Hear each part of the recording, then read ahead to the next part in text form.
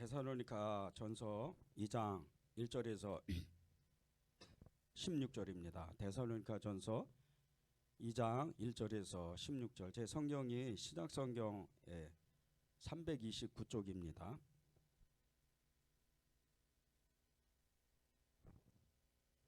데살로니가 전서 2장 1절에서 16절.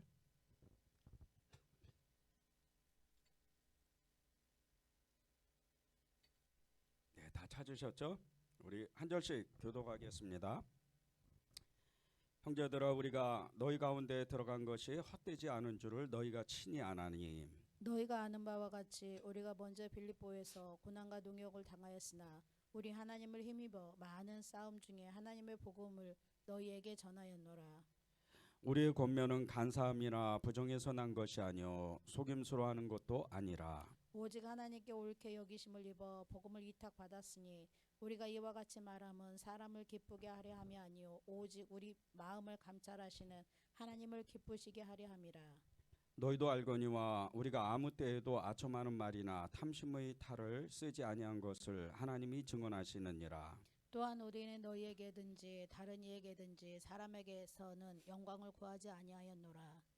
우리는 그리스도의 사도로서 마땅히 권위를 주장할 수 있으나 도리어 너희 가운데서 유순한 자가 되어 유모가 자기 자녀를 기름과 같이 하였으니 우리가 이같이 너희를 사모하여 하나님의 복음뿐 아니라 우리의 목숨까지도 너희에게 주기를 기뻐함은 너희가 우리의 사랑하는 자 됨이라.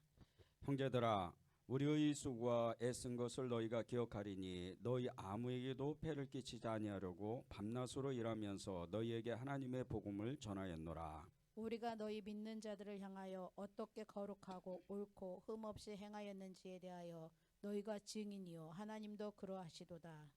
너희도 아는 바와 같이 너희가 너희 각 사람에게 아버지가 자기 자녀에게 하듯 권면하고 위로하고 경계하노니 이는 너희를 부르사 자기 나라와 영광에 이르게 하시는 하나님께 합당히 행하게 하려 함이라. 이러므로 우리가 하나님께 끊임없이 감사함은 너희가 우리에게 들은 바 하나님의 말씀을 받을 때 사람의 말로 받지 아니하고 하나님의 말씀으로 받음이니 진실로 그러하도다. 이 말씀이 또한 너희 믿는 자 가운데에서 역사하느니라. 형제들아, 너희가 그리스도 예수 안에서 유대에 있는 하나님의 교회들을 본받는 자 되었으니 그들이 유대인들에게 고난을 받은 것 같이 너희도 너희 동족에게서 동일한 고난을 받았느니라. 유대인은 주 예수와 선지자들을 죽이고 우리를 쫓아내고 하나님을 기쁘시게 하지 아니하고 모든 사람에게 대적이 되어 함께 읽겠습니다. 우리가 이방인에게 말하여 구원을 받게 함은 그들이 금하여 자기 죄를 항상 채우매 노하심이 끝까지 그들에게 임하였느니라. 아멘. 하나님의 말씀입니다. 아멘. 2014년도에 한국에서 출판해서 120만 부 이상 팔린 이 베스트셀러 서적의 한 권이 있습니다. 미국 하버드 정치 철학과 교수인 마이클 샌델이라는 교수님이 정의란 무엇인가라는 이 책을 이 한국어로 이렇게 출판을 했는데 미국에서는 이렇게 그닥 큰 반응이 이렇게 없었는데 한 10만 권 정도 이렇게 책이 팔려 나갔는데 한국에서는 120만 권, 지금은 뭐 추정치가 거의 200만 권을 팔렸다고 하더라고요. 그렇게 초 베스트셀러가 되는 큰 정말 센세이션을 일으키는 책이 이 정의란 무엇인가 이 책입니다. 저도 이 책을 읽어보면서 많은 도전을 받았고 또 정의가 정말 무엇일까 이 세상 가운데 이 사회 가운데 국가 가운데 정말 이 개인의 또 지역 가운데 도시에 또 가정 가운데 정의가 무엇일까 이런 고민들을 정말 그때 많이 했었습니다. 이 마이클 샌델 교수님의 이 책 정의란 무엇인가 이 책에서는 정말 개인적으로 그리고 공동체 그리고 국가적인 어떤 정의가 무엇인가에 대해서 너무 이렇게 진솔하게 그리고 또 정치 철학과 교수님이시잖아요. 그 교수로서 늘 학생들을 가르쳤던 그 내용들을 다 이렇게 자료들을 모아서 책을 이렇게 이제 쓰게 됐는데, 그게 너무 현실적인, 정말 우리네 이 사회의 어떤 변화, 또 사회의 어떤 사회적 이슈, 이런 변화에 너무나 이렇게 정말 사회를 꼬집는, 이 사회가 너무나 이렇게 어두운 사회, 그리고 거짓된 이런 사회 가운데 이 책이 말하고자 하는 것은 세상에서 말하는 정의, 국가에서 말하는 정의, 그리고 사회에서 말하는 정의, 개인이 말하는 정의, 공동체가 말하는 정의가 무엇일까, 이것을 고민하게 되는 이런 책이더라고요. 그 내용에 보면요, 이 정의란 무엇인가, 이 책에 아주 중요한 챕터가 세 가지가 나옵니다. 그 세 가지가 나오는데, 첫 번째는 살인의 도덕적 측면에서 보상 정의 개념과 처벌의 도덕성에 대한 이야기가 나와요. 그런데 이것은 무슨 뜻이냐면요, 이 범죄자들이 범죄를 저질렀을 때 그에 따르는 그 피해, 그 범죄자의 그 피해, 그러니까 이제 범죄자들이 어떤 불특정 다수에게 행하였던 이런 큰 피해들, 그런 것에 비례해서 그 똑같은 처벌을 해야 된다는 거예요. 근데 성경에, 그 구약의 성경에 보면 그런 말씀이 있잖아요. 눈에는 눈으로, 그리고 정말 생명에는 생명으로, 이런 것처럼 그런 말씀과 같이 이런 이제 성경적이지는 않았지만 이게 똑같은 처벌을 해야 된다. 그것이 이 보상적 정의의 원칙에 근거한 이 주장이다, 이렇게 표현을 하더라고요. 사회적으로 보면 너무나 이렇게 큰 범죄를 저지른 그런, 요즘 그런 일이 많이 일어나잖아요.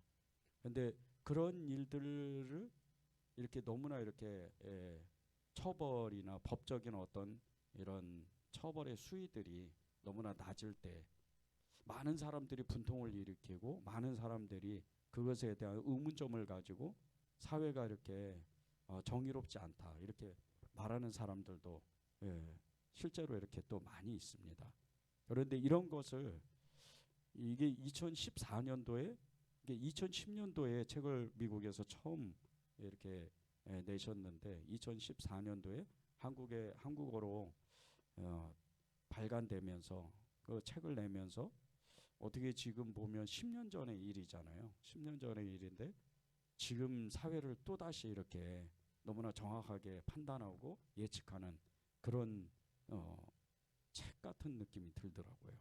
그래서 요즘 이런 사회에 정말 이렇게 너무나 있어서는 안 되는 일, 이런 일들을 보면서 그 책이 내용이 생각이 나더라고요. 두 번째는 분배 정의의 개념과 경제적 불평등의 도덕성, 이 도덕성을 말하는데, 이게 이제 공리주의와 자유지상주의라 그래요. 근데 이 공리주의, 이제 이 공동체적인 거죠.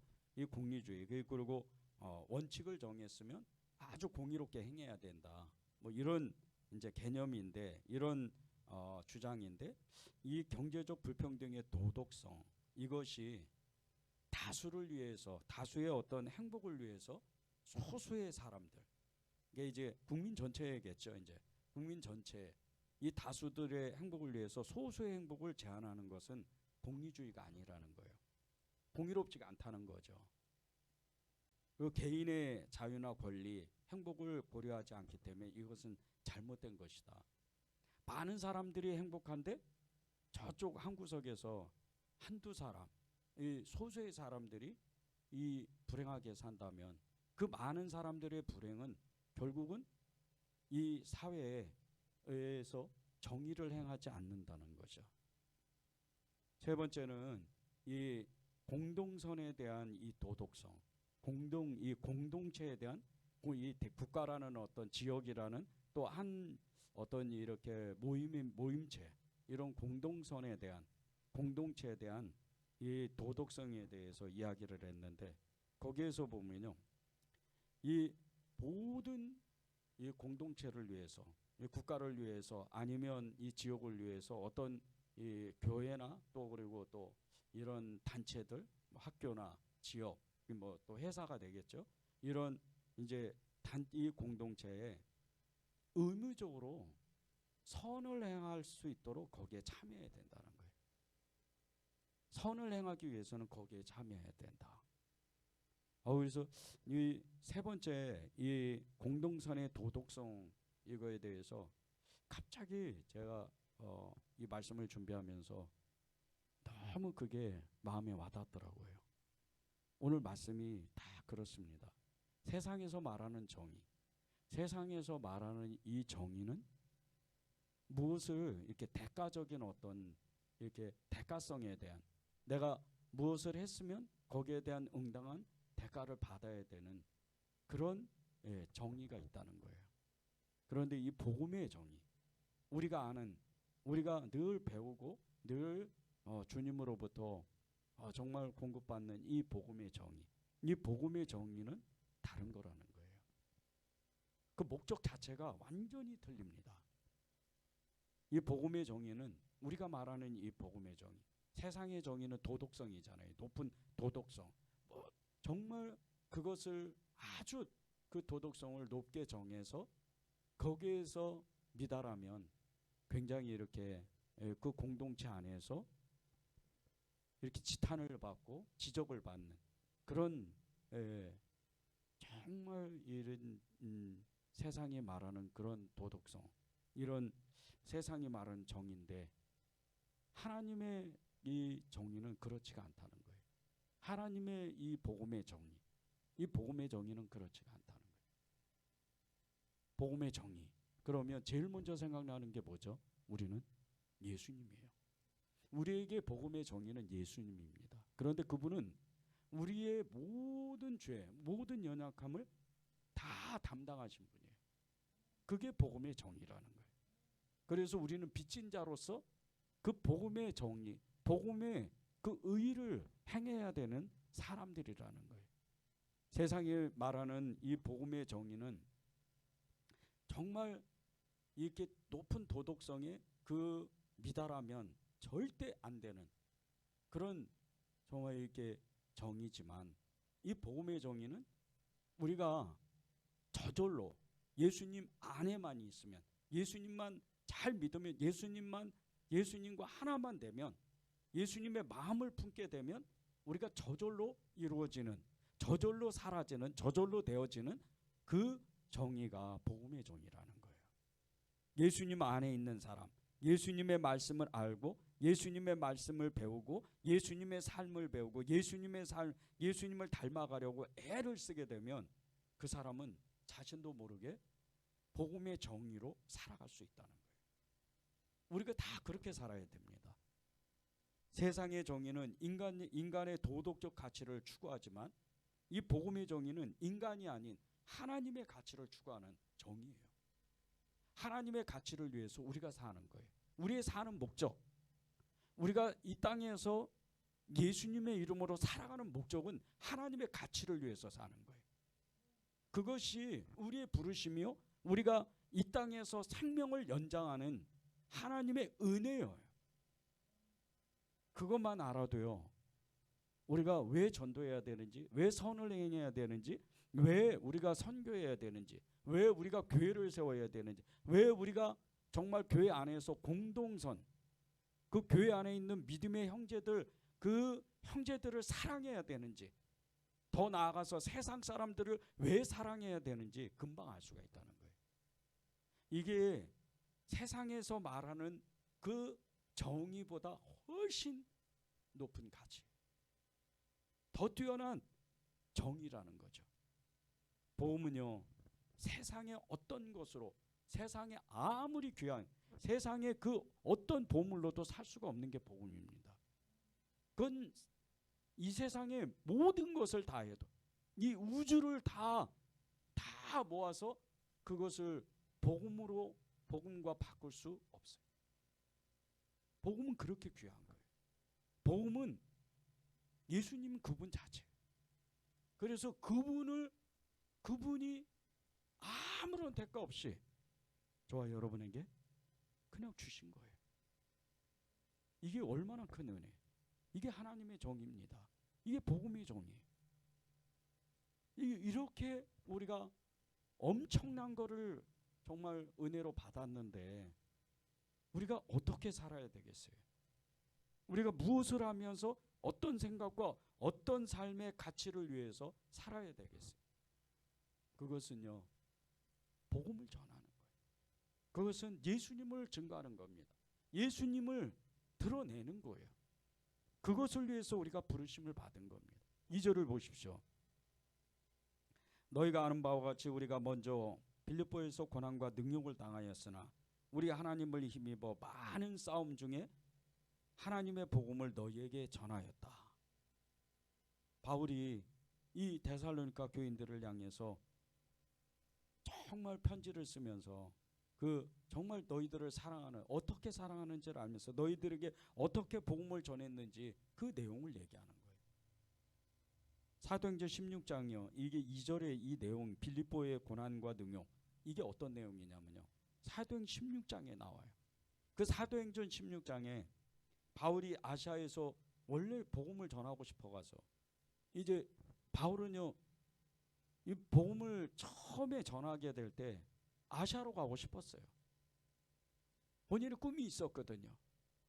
미개인이었던, 하나님을 알지 못한 이런 이 아시아의 지역을 여행을 하면서 복음 전도를 하고 싶었어요. 복음 전파를 하고 싶었죠. 예수님을 전하고 싶었던 거예요.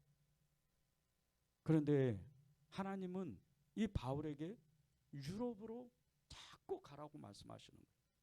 어느 날 기도하는데 꿈을 꾸는데 마게도니아 사람 한 사람이 나타나서 자꾸 손짓하는 거예요. 바다 건너에서 자꾸 우리 쪽으로 오라고, 자꾸 와서 우리를 도와달라고. 그때 바울이 깨닫습니다. 그리고 자기의 생각과 의지를 다 내려놔요. 왜? 복음의 사람이니까, 하나님의 의를 가진 사람이니까, 하나님의 정의를 가진 사람이니까, 예수 그리스도의 그 정의를 가지고 있는 사람, 예수님으로 충만한 이 바울은 자기의 생각과 의지를 다 내려놔 버려요.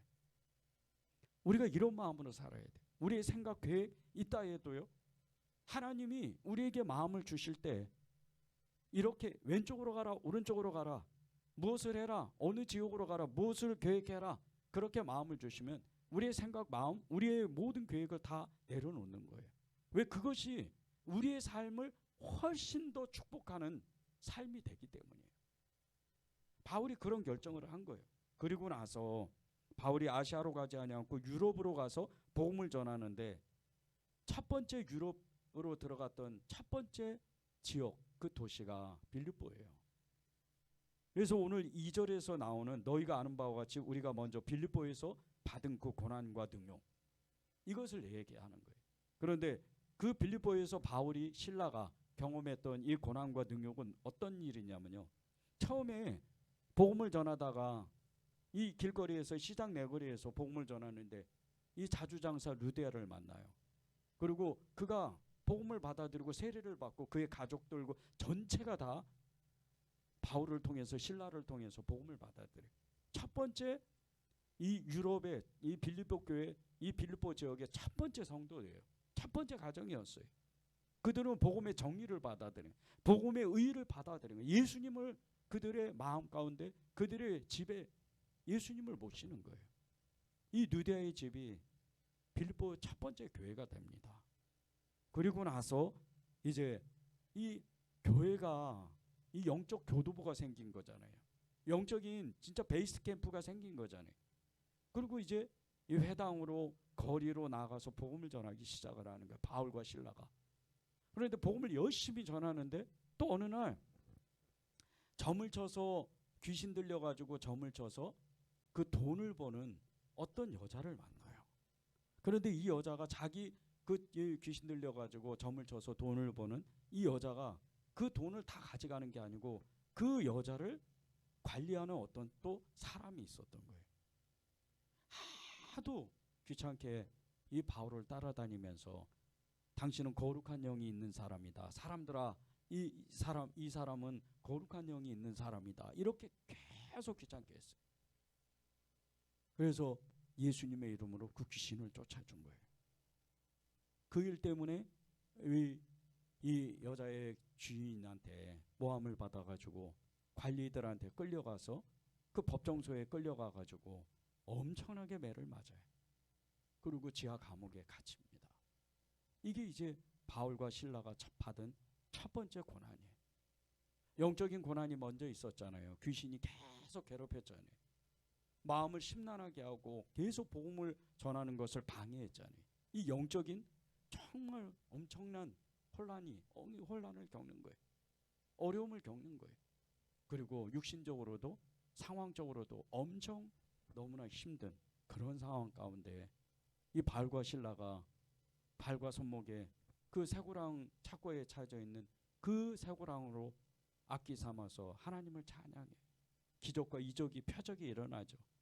간수와 그의 가족들이 예수님을 믿어요. 그래서 그 유명한 이 사도행전 16장에 그 유명한 말씀이 나오는 거예요. 주 예수를 믿어라. 그리하면 너와 내 가정이 구원을 얻으리라. 우리가 전할 것이 이거예요. 그 고난 중에 고통 중에 우리가 삶의 어려움 중에도 우리는 담대해야 돼. 바울이 그랬고 실라가 그랬습니다. 그리고 그들이 전한 복음으로 말미해서 이 빌립보 지역에 영적인 파장이 엄청나게 일어나는 거예요. 이 바울이 오늘 2절에 먼저 빌립보에서 고난과 능력을 당했다. 그리고 하나님을 힘입어서 많은 싸움 중에 하나님의 복음을 너희에게 전했다. 이렇게 말하는 거는요. 그런 엄청난 고난을 겪고도 그런 엄청난 정말 너무나 어려움을 겪고도 그들은 복음을 잃지 않은 거예요. 예수님을 잃지 않는 거예요. 하나님의 의를 잃지 않는 거예요. 이게 복음의 정리, 하나님의 의입니다. 그것을 바울과 실라가 붙잡은 거예요. 그리고 이제 그 옆에 지역이었던 데살로니가를 가가지고 복음을 전했을 때 그 똑같은 마음으로 그 똑같은 그 믿음으로 복음을 전한 거예요. 그래서 이 2절에서 말하는 빌보에서 고난과 능력을 당했으나 우리 하나님을 힘입어서 많은 싸움 중에서 하나님의 복음을 너희에게 전했다. 이렇게 담대하게 이야기하는 거예요. 그런데 이 많은 싸움은요, 영적 싸움과 현실적인 삶의 어려움이에요. 우리에게도 이런 일들이 생긴다는 거예요. 많은 싸움, 영적으로도 막 시달릴 때가 있어요. 요즘같이 날이 막 정말 오늘도 뭐 39도, 38도 뭐 최고 높은 데는 40도 가까이 됐다고 하더라고요. 어떻게 살아요? 정말 너무나 어려운 이런 시간들을 보내는데 이거보다 훨씬 더 어려운 일들이 복음을 전하고 예수님을 믿는 사람들에게는 나타난다는 거예요. 정말 말할 수도 없는, 너무나 이해할 수도 없는, 겪어야 되지 않아야 되는 일들도 복음을 붙잡는 사람, 복음의 정의가 있고 하나님의 의가 있고 예수님을 힘입은 사람, 예수님으로 충만한 사람은 이런 일을 겪는다는 거예요. 영적으로도 계속해서 세상 사람들이, 가족이, 그리고 직장 동료가 계속해서 힘들게 해요. 너만 특별한 사람이냐, 네가 무슨 예수님을 믿느냐, 이러면서 어렵게 하는 거예요. 마음을 막 혼란스럽게 만드는 거예요. 이때 속으면 안 돼요. 이때 바울과 실라와 같이 믿음을 붙잡아야 돼요. 비록 내 손목에는, 내 발에는, 등에는 채찍을 너무 맞아서 피가 계속 흐르고 쓰라리고 아프고 등짝이 다 갈라지고 그렇게 손목은 이 쇠사랑 때문에 자꾸 벗겨지고 피부가 벗겨지고 너무나 고통스럽고 잠을 못 잘 지경으로 힘들지만 그것을 악기 삼아서 하나님 감사합니다 하고 복음을 전하다 이런 능욕을 당하고 이런 어려움을 겪고 이런 고난을 겪은 것이 하나님의 의를 위해서 그랬습니다. 거기서 너무 기쁩니다 하고 바울이 실라가 그렇게 하나님을 찬양한 것 같이 우리에게도 그런 마음이 있어야 된다는 거예요. 그런데 그런 마음이 있으려면 어떻게 해야 돼요? 그 복음의 정의, 복음의 의이신 예수님을 우리가 우리 마음 가운데 채워야 된다는 거예요. 그분으로 채워지면 이 많은 싸움, 영적인 싸움, 현실적인 그 삶의 어려움들을 우리는 능히 이길 수 있다는 거예요. 보십시오. 2절의 끝에 많은 싸움 중에 하나님의 복음을 너희에게 전하였다.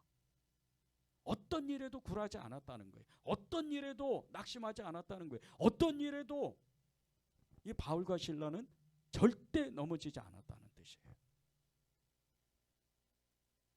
바울과 실라만 그렇습니까? 베드로만 그래요? 믿음의 증인들만 그래요? 여러분은 아니에요? 여러분도 증인이에요. 여러분도 예수님의 사람들이고 예수님의 제자고 예수님의 의가 있는 사람들이에요. 복음의 정의를 가지고 있는 사람이에요. 하나님의 가치를 위해서 사는 사람들인 거예요. 여러분이 믿든 믿지 않든요, 하나님은 여러분에게 하나님의 가치가 있다고 말씀하세요. 하나님의 의가 있다고 말씀하세요. 그건 여러분 안에 있는 예수님 때문이에요. 그것을 여러분이 믿어야 됩니다. 그것을 위해서 여러분이 삶을 예수님께 초점을 맞추고 고정해야 돼요. 그분을 위해서 살아야 돼요. 복음을 전하다 보면 때로는 힘든 일이 있어요. 어려운 일을 겪게도 돼요. 그 이유가 뭔지 아십니까? 세상의 영은요, 예수님을 싫어하기 때문이에요. 세상의 영은 예수님이 있는 여러분을 싫어하기 때문이에요. 여러분은 성령의 사람이니까. 이 세상의 모든 세상의 영은 성령을 거스를 수밖에 없어요. 이것을 여러분이 오늘도 여러분이 다 알고 있는 거지만 여러분이 그것을 정말로 현실적으로 내가 붙잡아야 돼요. 세상에서도요, 세상의 정의라는 걸 만들었잖아요. 정의란 무엇인가? 세상의 높은 도덕적 가치를 거기다 세워놔요. 그런데 우리는 그거보다 더 높은, 진짜 세상에서는 이해할 수 없는 하나님의 이상적인 너무나 놀라운 하나님의 그 높고 높은 그 높으신 하나님의 의가 있잖아요. 우리는 그 능력으로 이 땅에서 사는 거예요. 그것은요, 세상의 가치와 높은 도덕성을 뛰어넘는 아주 고차원적인 하나님의 이상이에요. 이 이상은 세상은 절대 따라오지 못해. 세상의 영으로는 이해할 수도, 도저히 그걸 만들어낼 수도 없어요. 구약 때요, 모세를 통해서 하나님이 율법을 주셨잖아요. 이 모세 율법을 붙잡고 수백 년 수천 년을 그냥 살다 보니까 정작 예수님이 하나님이 오셨는데도, 하나님의 의가 나타났는데도 모르는 거예요. 왜? 그 율법만 붙잡고 있으니까. 영적인 눈이 열어지지 않으니까. 말씀을 왜 봅니까? 예배를 왜 드려요? 기도를 왜 해요? 모임을 왜 가져요? 이 모든 하나님의 말씀을요, 우리가 예배를 통해서, 기도를 통해서, 말씀을 보면서, 모임을 통해서, 교제를 통해서 우리의 눈이 열어지는 거예요. 이 말씀의 뜻이 무엇인지를. 그것을 위해서 이 모든 행위를 하는 거예요.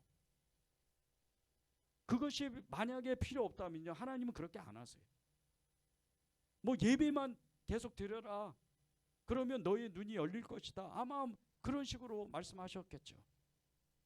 근데 이 모든 것을 합력해서, 이 모든 것이 통해서 하나님을 알게 하기 위해서, 하나님의 마음을 알기 위해서, 그 말씀의 뜻이 무엇인지를 알게 하기 위해서 이 모든 것을 만드시는 거예요.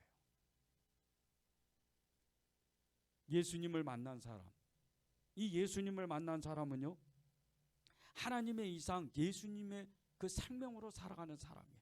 예수 생명으로 살아가는 사람. 우리가 살아도 이 땅 가운데에서요, 육신의 생명으로 사는 게 아니에요.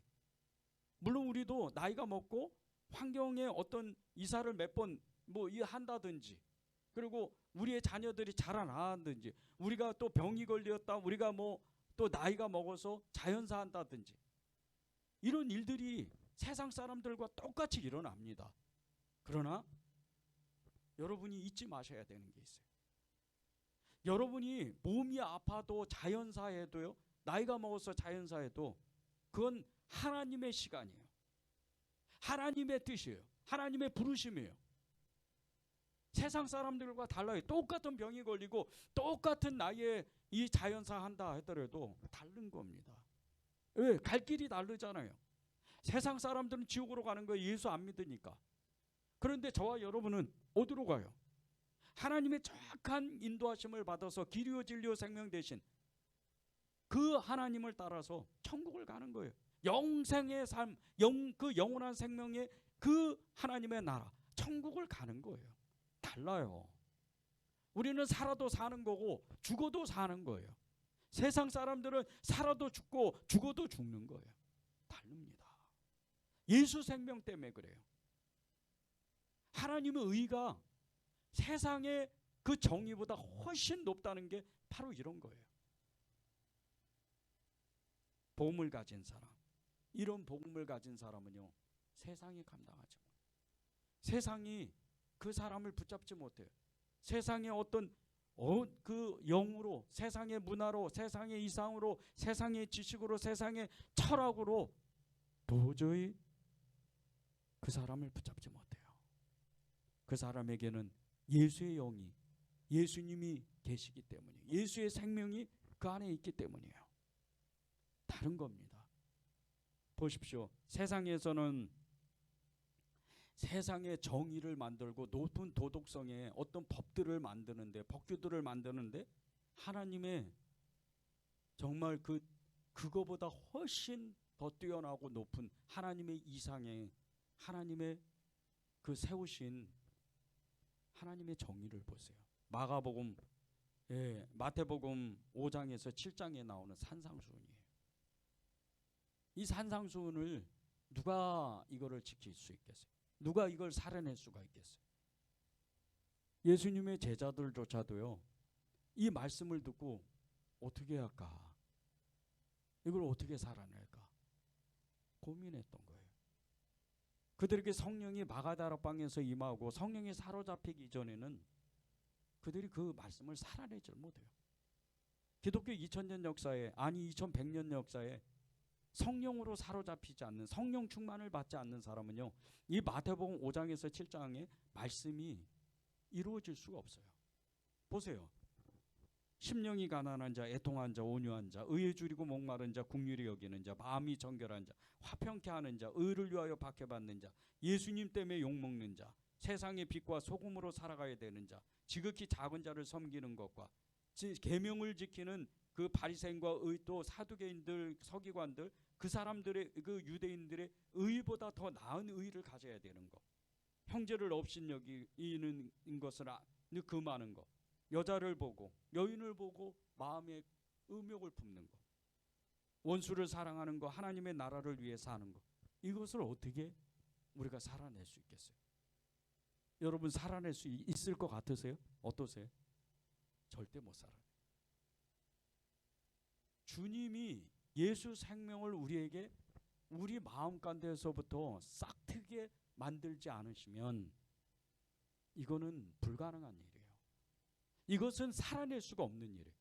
세상의 정의 아무리 높고 아무리 큰 높은 도덕성을 가지고 있다 하더라도 예수님의 이 이상적인 삶은 살아갈 수 없어요.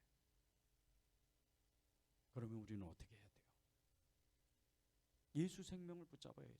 예수님의 의를 붙잡아야죠. 하나님의 의를 붙잡아야죠. 복음의 그 정의를 정확하게 우리가 인지하고 우리가 그걸 살아낼 수 있도록 그분께 의탁해야 돼요. 그분을 찾아야 돼요. 그분을 갈망하고 그분을 바라보고 그분의 이름을 부르고 끊임없이 예수의 이름을 우리가 불러야 돼요. 그러지 않고는 한순간 우리가 예수님을 잊어버리거나 떠나거나 외면하거나 다른 생각을 하고 내 생각, 내 의지, 내 마음대로, 내 계획대로, 내 지식으로, 내 지혜대로 살아가게 되면 그때부터 하나님 의가 세워지지 않는 거예요. 의로 살 수가 없는 거예요. 똑같은 복음을 듣고도요, 어떤 사람은 그 복음의 능력에 사로잡혀서 하나님의 놀라운 일들을 해요. 사회 곳곳에서. 목회자만 그런 게 아니에요. 사회 곳곳에서 정치, 경제, 사회, 문화 이런 모든 삶의 영역 가운데에서 하나님의 능력에 사로잡혀서 그곳에서 그리스도의 예수님을 증거해요. 예수님을 드러냅니다. 예수님의 흔적을 나타내요. 바울이 고백한 것 같이 아무도 내게 정말 말하지 마라. 내 몸에는 예수님의 흔적이 있다. 이런 고백을 당당히 하는 거예요. 그런 사람이 이 세상 가운데 너무 많습니다. 교회가 무너졌다, 교회가 위험하다, 교회 성도들이 교회를 떠난다. 아니에요. 그건 사람이 걱정하는 거예요. 그 걱정은 하나님이 하셔야죠. 왜 우리가 걱정을 해요? 하나님은 우리를 보고, 그런 걱정하는 우리를 보고요, 오히려 하나님은 그렇게 말씀하실 거예요. 너희나 똑바로 해라. 너희나 예수님을 잘 바라봐라. 너희나 예수님의 이름을 제대로 불러라. 그렇게 말씀하시고, 하나님은요, 공동체도 중요하고 공동선도 중요하고 그 모임의 그 공동에 있는 교회, 또 그 공동체를 굉장히 중요하게 생각해요. 그런데 그거보다 더 중요하게 생각하는 게 뭔지 아십니까? 여러분 한 사람이에요. 그것도 여러분의 영혼, 거기에 관심을 갖는 거예요. 여러분의 삶은요, 주님께 순종만 하면, 주님께 의지만 하면, 주님의 그 뜻하심대로 여러분이 살게 돼요. 5년이고 10년이고 30년이고 죽을 때까지 하나님 앞에 그렇게 쓰임 받으면서 축복 받으면서 행복하게 살 수 있는 거예요. 그런데 진짜 중요한 게 뭐예요? 육신의 장막을 벗으면 영혼이 남는 거예요. 하나님은 거기에 관심 있는 거예요. 그래서 하나님이 말씀하시는 거예요. 한 영혼을 천하보다 귀히 여기신다. 근데 그 천하가 뭡니까? 온 세상 천지 창조주예요. 천지 창조했던 거예요. 이 세상에 우리가 보는 이 우주, 끝도 없는 이 우주 모든 것을 말하는 거예요. 그거보다 여러분 한 사람 한 사람을 주님은 더 귀히 보시는 거예요. 그게 하나님의 공동이에요. 공동선이에요. 하나님의 의예요. 복음의 정인 거예요. 그것을 위해서 우리가 부르심을 받았어요. 그런데 어떤 사람은 똑같은 복음을 듣고 그냥 흘려보내요. 성령의 역사가 강력하게 어느 지역 가운데, 국가 가운데, 교회 가운데, 그 공동체 가운데 불어닥칠 때요, 똑같이 하나님의 은혜를 받아도요, 완전히 삶이 제각각. 은혜 받은 사람은 삶을 완전히 변화시켜요. 그러네, 하나님의 그 은혜를 비껴간 사람, 하나님의 은혜를 외면한 사람, 이런 사람의 형편은요, 정말 말할 수도 없이 너무나 안타까운 삶을 사는 거예요. 그 마음에 하나님도 없어요. 예수님도 없어요.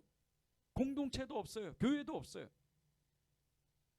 다 자기 이익을 추구해서 교회도 다니고 공동체에 연합하기도 하고 예수님의 이름을 부르는 거예요.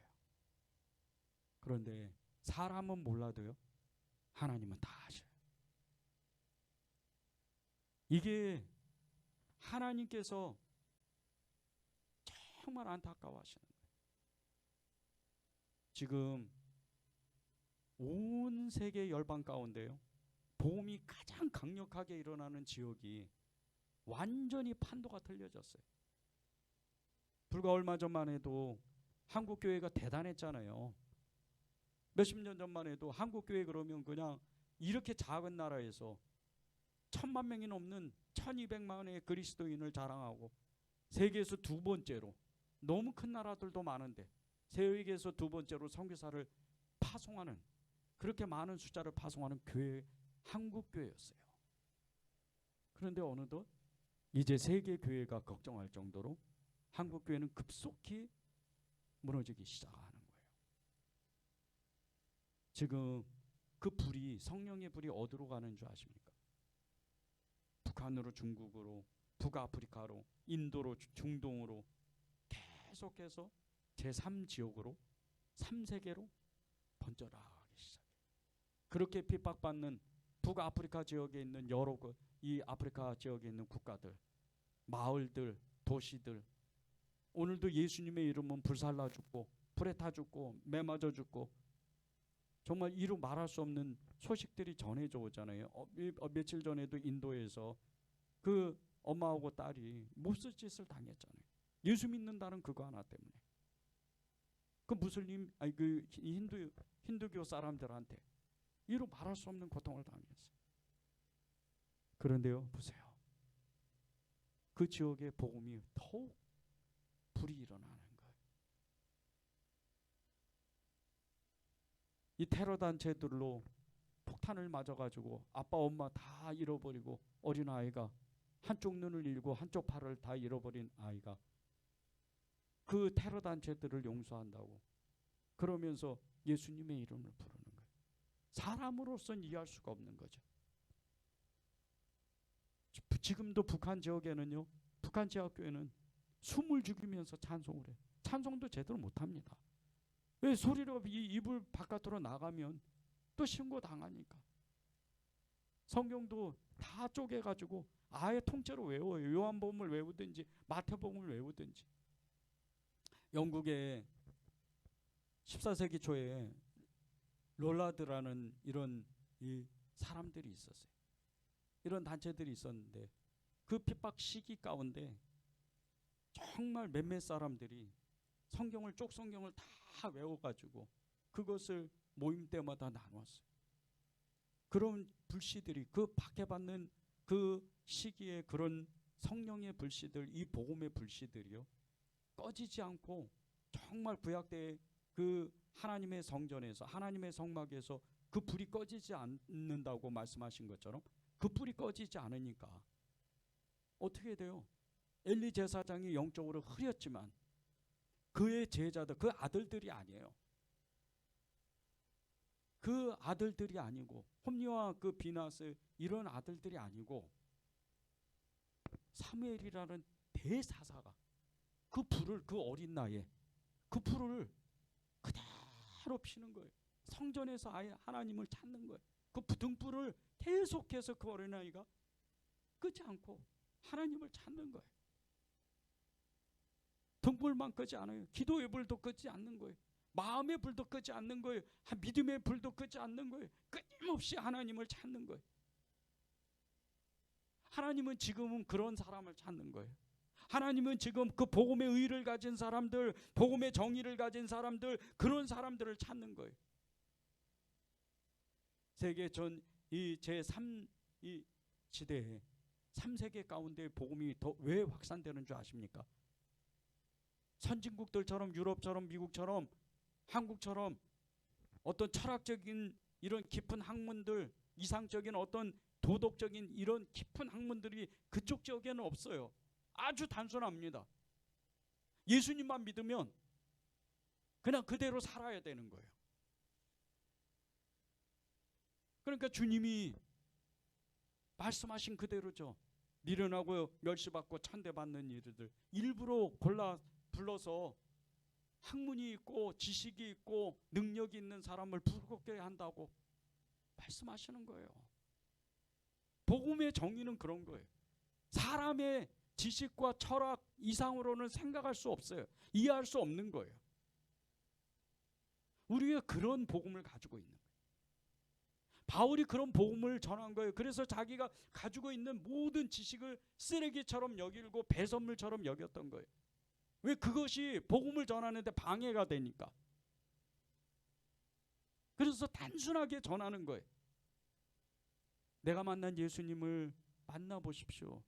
내가 만난 예수님, 내가 만난 그 예수님은 사랑이었습니다. 내가 만난 예수님은 내 죄를 용서합니다. 내가 만난 예수님은 나의 그 어그러지고 무너져 있던 이 삶을 회복하는 하나님이십니다. 정말 여러분이 그 복음의 정의를 정확하게만 갖고 있으면요, 말씀 전하지 않아도 돼요. 예수님 믿으세요. 하나님이 사랑하십니다. 이렇게만 해도요, 지옥에 대한 두려움이 임하고 천국에 대한 소망이 불일 때 일어나서 교회 어딥니까?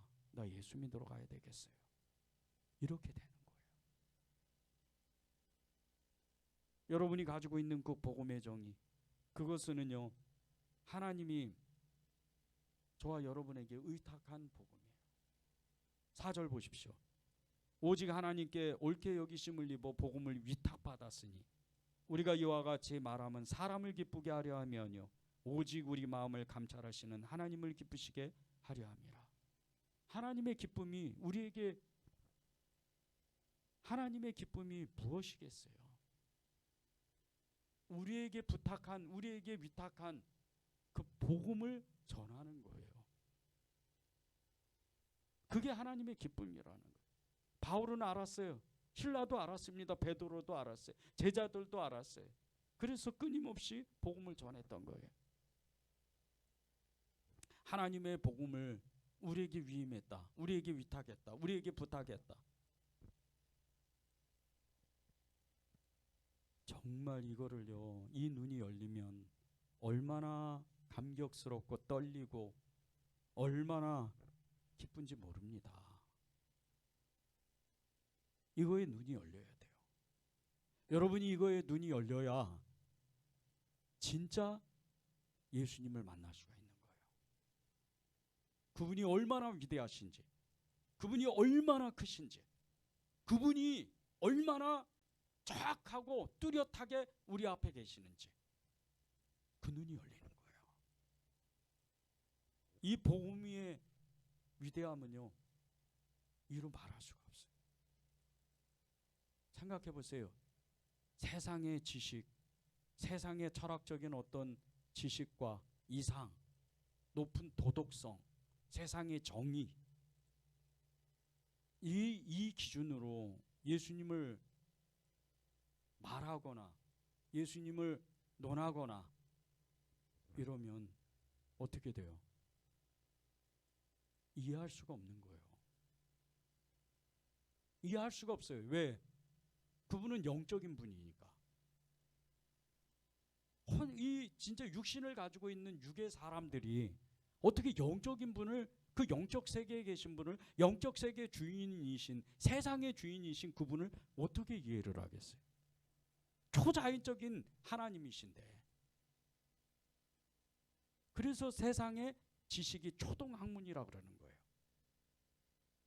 여러분이 가지고 있는 세상적인, 정말 이 세상에서 가장, 이 전 세계에서 가장 뛰어난 어떤 석학이라 하더라도, 어떤 뛰어난 과학자라도 하나님 앞에서는요, 초등학문이에요. 그들이 가지고 있는 것은 아무것도 아니라는 거예요. 왜? 보세요. 세상에 가장 뛰어난 능력을 가지고 있는 과학자라 하더라도 시간을 멈출 수는 없잖아요. 예수님은 그렇게 하셨어요. 하나님은 그렇게 하시는 거예요. 세상에 가장 높은 이성을 가지고 있는, 정말 철학적 지식을 가지고 있는 사람이라 하더라도 사람의 마음, 그것은 못 바꿉니다. 못 바꿔요. 그들이 어떤 삶의 방향을 바꿀 수 있겠죠. 그러나 근본적인 사람의 영혼의 마음은 못 바꿔요. 못 바꿔요. 그러니 그런 지식을 가지고, 그런 이성적인 이 도덕성을 가지고 어떻게 하나님을, 어떻게 예수님을 알 수 있겠어요? 모르는 거예요. 근데 여러분이 그 지식을 가지고 있는 거예요. 이 지식을 가지고 있는, 하나님의 지식, 하나님의 의를 가지고 있는 복음의 그 정의를 아는 사람은요, 하나님의 청직이라고 부르는 거예요. 이런 사람. 누가복음 12장 42절에서 44절을 제가 읽겠습니다. 주께서 이르시되 지혜 있고 진실한 청지기가 되어 주인에게 그 집 종들을 맡아 때를 따라 양식을 나눌 줄 자가 누구냐? 주인이 이를 때 그 종이 그렇게 하는 것을 보면 그 종은 복이 있으리로다. 내가 참으로 너희에게 이르노니 주인이 그 모든 소유를 그에게 맡기리라. 4절에 우리가 오늘 읽었던 이 데살로니가 2장 4절에 보면 복음을 위탁받았다 그랬잖아요. 이 복음을 위탁받은 사람, 이 사람이 하나님의 청직이라는 거예요. 청직. 그것도 선한 청직이. 그런데 보세요. 누가복음 12장 42절 44절에 보면 주께서 지혜 있고 진실한 청지기가 되어 주인에게 그 집 종들을 맡아 때를 따라 양식을 나눠줄 자가 누구냐, 이렇게 말씀하시는 거예요. 진짜 그것에 눈이 열린 사람, 그것에 정말 그 눈이 열린 사람을 하나님은 여러분 한 사람 한 사람을 부르는 거예요. 43절에 보세요. 주인이 이를 때 그 종이 어떻게 하는 것을 보면 그 종은 복이 있다. 내가 참으로 너희에게 이르노니 주인이 그 모든 소유를 그에게 맡기리라. 그런데 이 선한 청지기가 무슨 일을 하죠? 예수님의 이름으로 어려운 사람 도와주고 그리고 복음을 전해요. 그런 일을 하는 거예요. 이 선한 청지기는 하나님의 말씀대로 그대로 그것을 선을 행하는 거예요. 선한 일들을 하는 거예요. 이 복음 전도자들은요, 정말 그 하나님의 은혜를 그 받은 이 선한 청지기의 놀라운 삶을 살아갈 수 있는 사람들이 되는 거예요. 사업 성공보다 청지기의 삶을 실천하는 것을 집중한다고 외치는 미국의 그 최고 인기 있는 패스트푸드 프랜차이즈 회사인데 칙필레라는 회사예요. 그런데 여기에 이사장이 댄 캐시라는 사람입니다. 이 사람이 미국 유명 CEO 잡지와 인터뷰를 했는데 미국에서 최고 인기 있는 이 패스트푸드 이 프랜차이즈 이 사업을 성공한 비결을 이야기를 했어요. 근데 그 비결이 사업 성공보다 청지기의 삶을 실천하는 것입니다. 이렇게 신실한 크리스찬이에요. 그것도 침례교의 신실한 크리스찬이에요. 그 아버지도 신실한 믿음의 사람이었고 그 이 댄캣이라는 이 사람도 이 이사장도 신실한 크리스찬입니다. 근데 이 사람이 회사의 그 자기 회사에 이 칙필레라는 이 프랜차이즈 이 회사를 이렇게 회사의 그 목적의 중심, 이 회사의 목적이 무엇인지를 정확하게 이야기를 했어요. 그 공식 문서에 회사 공식 문서에 이렇게 써 있습니다. 우리에게 맡겨진 모든 것에서 충실한 청지기가 돼 하나님께 영광을 돌리고 칙필레를 접하는 모든 이에게 긍정적인 영향력을 끼치기 위해 우리가 여기 있다. 이렇게 공식 문서에 기록했어요. 회사 공식 문서에. 그 맨 앞에다가. 그러니까 하나님의 청지기로서 모든 사람, 믿든지 믿지 않는 사람이든지 모든 사람에게 긍정적인 마인드를 전해준다는 거예요. 친절하다는 뜻이잖아요. 프랜차이즈 회사니까 굉장히 친절해야 되잖아요. 이렇게 이제 요식 업체니까, 요리 업체니까 찾아오는 사람들, 레스토랑에 찾아오는 사람들에게 친절하는 거잖아요. 그런데 그게 그냥 친절한 게 아니고 하나님의 선함으로 청지기의 그 마음으로 청지기의 사명으로 이게 친절하다는 거예요. 얼마나 친절하겠어요, 이 사람들이. 보통 친절한 게 아니죠. 이 캐시 이사장이요, 2013년도에 그 아버지로부터 이 칙펠레 이 프랜차이즈 회사를 물려받았는데 이 캐시 이사장이 주일 성수를 하는데 미국 전체예요. 3,000개가 넘어요. 체인점이. 그 체인점이 주일날은 쉬는 거예요. 자기는 청직이라고. 자기는 예수님 믿는다. 그러면 회사로서는 얼마나 많은 손해가 있겠어요. 개의치 않는 거예요. 하나님을 자기는 사랑한다는 거예요. 그리고 그렇게 했는데도 미국 소비자 만족도 지수를 조사했는데 2018년도까지 8년 연속으로 미국에서 가장 좋아하는 패스트푸드 레스토랑 1위를 달성했다는 거예요. 얼마나 대단해요. 많은 것을 포기하고 많은 것을 내려놓았는데도 미국 사람들이 믿던 믿지 않던 가장 좋아하는 이 패스트푸드 레스토랑이라는 거예요. 친절하니까. 좋은 재료로 음식을 만드니까. 이 캐시 이사장이 인터뷰에 사업 성공을 이야기하면서 청지기의 삶이 얼마나 중요한지를 강조했어요. 이렇게 얘기를 했습니다. 사람들의 삶에 선한 영향력을 미치고 우리에게 맡겨진 일을 잘 관리하고 싶습니다. 그리고 또 이렇게 얘기를 했어요. 우리는 죽을 때에 기업을 가지고 가지 않습니다. 잠시 동안만 일을 가지고 있는 것이며 그렇기에 하나님이 맡겨주신 이 회사를 잘 관리하기만 하면 됩니다. 자기 게 아니라는 뜻이잖아요. 그리고 자기의 믿음의 그 신앙을 이렇게 고백했어요. 창조주를 인정하고 겸손함을 갖기 위해서 노력합니다. 기꺼이 순종합니다. 믿음의 경험과 우리가 하는 모든 일을 통해서 하나님을 경외하려고 노력합니다. 이 캐시 이사장이 사업 운영을 하면서 하나님의 사역을 너무나 잘 감당하고 있다는 것이 그의 고백과 실제 이 회사의 운영, 관리하는 그리고 이 미국 이 국민들에게 시민들에게 좋은 평판이 나는 그 한 가지만 놓고 보더라도 그냥 알 수 있다는 거예요. 맨 끝으로요.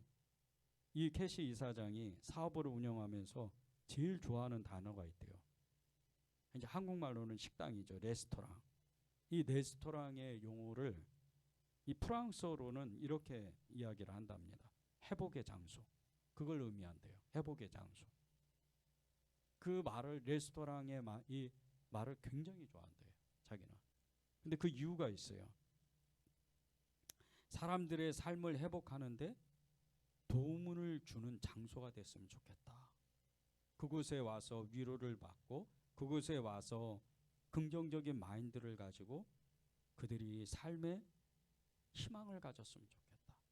자기 그 레스토랑에 와서 그게 자기의 청지기적인 삶이라는 거예요. 사명이라는 거예요.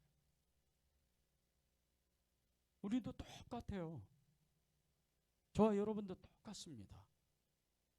복음 전도자의 그 말, 이 복음 전도자가 전하는 이 다른 사람에게 희망을 갖게 하는 이 말이요, 한 사람의 인생을 바꿔요. 한 사람의 삶을 무너지고 정말 넘어져 쓰러져 있는 이런 사람들의 삶을 일으켜 세워요. 여러분이 그런 꿈을 가져야 돼요. 10절에서 13절입니다. 우리가 너희 믿는 자들을 향하여 어떻게 거룩하고 옳고 흠 없이 행하였는지에 대하여 너희도 증인이요 하나님도 그러하시도다.